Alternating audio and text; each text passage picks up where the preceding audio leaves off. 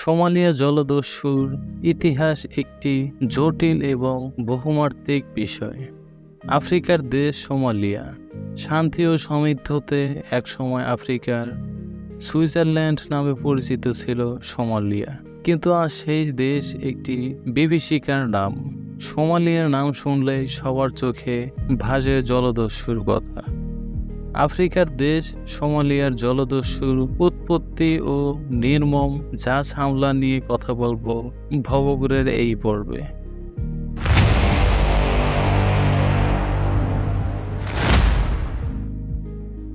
প্রাচীনকালে সোমালিয়া ছিল একটি জরুরি বাণিজ্যিক কেন্দ্র।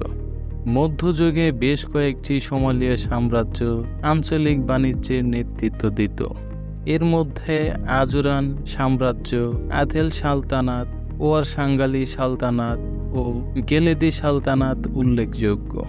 60-এর দশকে আধুনিক সোমালিয়ার কাহিনী ছিল স্বাধীনতা, সমৃদ্ধ ও গণতন্ত্রের। কিন্তু 1969 সালে দেশটির দ্বিতীয় প্রেসিডেন্ট আলী শারমার তার দেহরক্ষীদের হাতে নিহত হন এবং সোমালিয়া পার্লামেন্টের স্পিকার মুখতার মোহাম্মদ হোসেইন প্রেসিডেন্টের দায়িত্ব নেন। তবে 6 দিনের মাথায় জেনারেল সিয়াদ বারের নেতৃত্বে সংগঠিত হয় এবং সামরিক অভ্যুত্থান হয়। মূলত তখনই অবসান ঘটে সোমালিয়ার গণতান্ত্রিক যুগের। দেশটিতে সামরিক স্বৈরাচারী শাসন চলে 1990 সাল পর্যন্ত। সামরিক স্বৈরাচারী শাসনের সময়েই দেশটিতে শুরু হয় গৃহযুদ্ধ। ছিন্ন ভিন্ন হয়ে যায় দেশটির সমাজ। লাখ লাখ মানুষ সর্বস্ব হারিয়ে আশ্রয় নেয় উদ্বাস্তুত্ব শিবির অথবা প্রতিবেশী বিভিন্ন দেশে। অনেকে শরণার্থী হয়ে চলে যায় বিশ্বের বিভিন্ন প্রান্তে। এরপর থেকেই উত্থান হয় সোমালিয়ার উপকূলের জলদস্যুতা। 1991 সালে সাবেক স্বৈরশাসক মোহাম্মদ সিয়াদ বারের পতনের পর থেকেই অরাজকতায় ভেঙে পড়ে সোমালিয়া। বিংশ শতকের প্রথম দিকে সোমালিয়ার গৃহযুদ্ধের দ্বিতীয় পর্যায় থেকে আন্তর্জাতিক জাহাজগুলোর জন্য হুমকি হয়ে ওঠে সোমালিয়া জলদস্যুরা। ইতালিয়ান ঔপনিবেশিক নিয়ন্ত্রণ থেকে বেরিয়ে 1960 সালে সোমালিয়ার জন্ম। 1991 সালে সামরিক শাসনের উৎখাতের পরে নৈরাজ্যের মধ্যে পড়ে দেশটি।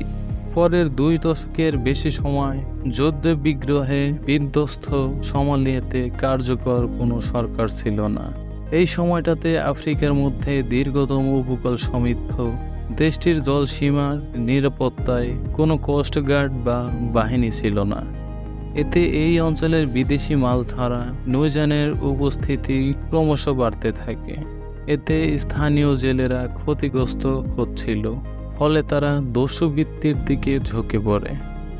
ইন্ডিয়ান ওশান কমিশনের সাম্প্রতিক এক বিবৃতিতেও এই সময়ে দস্যুতার নেপথ্যে এই কারণ হিসেবে দেখা হয়েছে।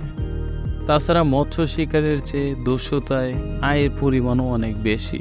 তবে কয়েক বছর তাদের দৌরান্তে অতিষ্ঠ হয়ে ইউরোপিয়ান ইউনিয়ন, যুক্তরাষ্ট্র, ভারত সহ সংশ্লিষ্ট দেশগুলোর ওই রুটে তাদের সামরিক উপস্থিতি বাড়ায়। এর ফলে 2012 সাল নাগাদ অনেকটাই স্তিমিত হয়ে আসে দস্যুবৃত্তি। ইউরোপিয়ান নৌবাহিনীর operation commander rear admiral Duncan pots তখন বিবিসিকে বলেছিলেন, সামুদ্রিক দস্যুতার বিজনেস মডেল কার্যকরভাবে ভেঙে দিতে সক্ষম হয়েছেন তারা। সোমালিয়ার উপকূলবর্তী অঞ্চল, বিশেষ করে ভারত মহাসাগর এবং আদেন উপসাগর প্রাচীনকাল থেকেই বাণিজ্যিক জাহাজের জন্য গুরুত্বপূর্ণ পথ ছিল এবং এই অঞ্চলে জলদস্যুতার প্রবণতা ছিল। সাম্প্রতিক বছরগুলোতে আন্তর্জাতিক প্রচেষ্টা এবং স্থানীয় উন্নয়নের ফলে সোমালিয়া জলদস্যু কার্যক্রম কিছুটা হ্রাস পেয়েছে, তবে সম্পূর্ণরূপে নির্মূল হয়নি। এরকম গুরুত্বপূর্ণ তথ্য এবং রোমাঞ্চকর ভিডিও পেতে সাথেই থাকুন।